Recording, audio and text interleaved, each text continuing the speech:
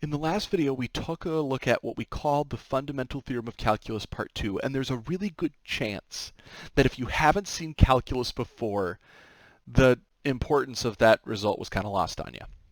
It happens. But we're going to see just how powerful that idea is. Notice it was a shortcut to allow us to calculate definite integrals. But it had one condition. The function had to be continuous on the given interval.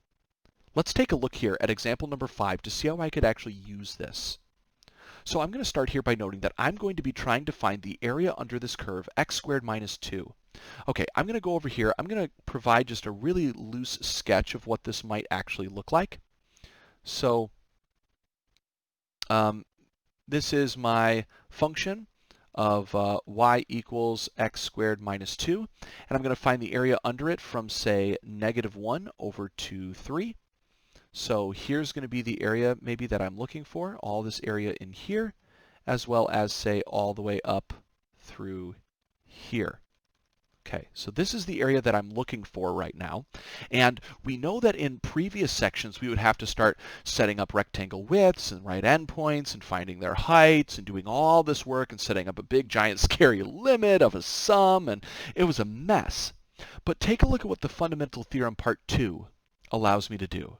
First, I'll check to see if my function is continuous. So I'll say note that f of x, which is x squared minus 2, well, this is certainly continuous on the interval from -1 to 3 because it's a polynomial. It's always continuous. So, by the fundamental theorem of calculus part 2, I can end up with the following. I can say that this integral right here can be equal to something. And here's what it's equal to. Ooh, this is interesting. I'm going to need to first find an antiderivative for this function, but it could really be any antiderivative that I want. Any antiderivative at all will work. Well, let's just start writing down one possible antiderivative. How about 1/3 x to the third minus 2x? Now, I can write any antiderivative I want. So I could do a +7, I could do a +6, I could do a +pi, I could do a I know, I'll do +0 so I don't have to write anything.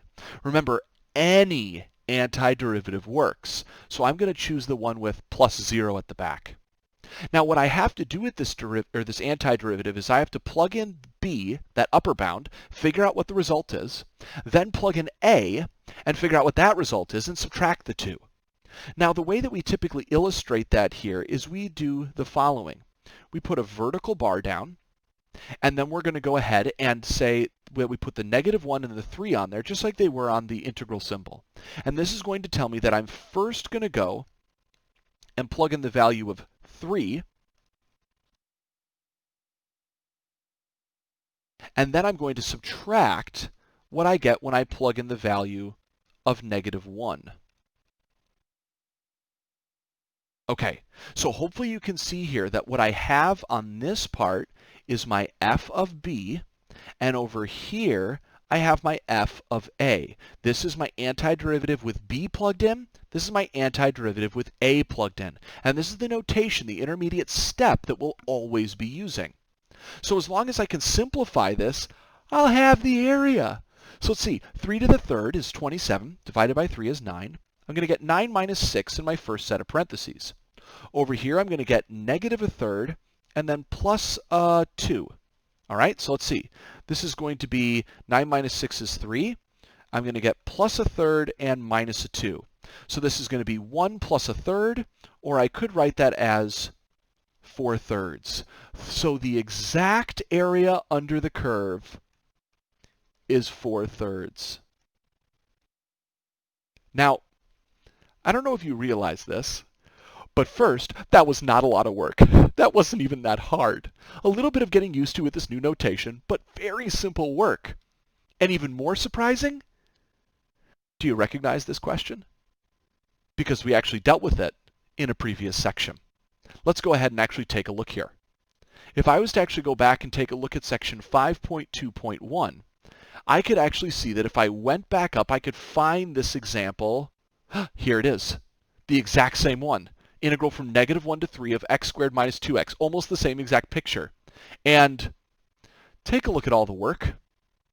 But did we get to the same answer? We did, 4/3. But look at the amount of work that it took. The fundamental theorem of calculus is giving us a shortcut. It's allowing us to say that I don't have to go through all that work as long as my function's continuous. If the function's not continuous, tough luck. You got to go back and do all the big scary work. Or if you're unable to find an antiderivative, tough luck. You got to go back and do all the big scary work. So we've seen here that really the process now of finding area under a curve has almost been kind of reduced down to, can I find an antiderivative? And we'll see more examples like this in this problems to come.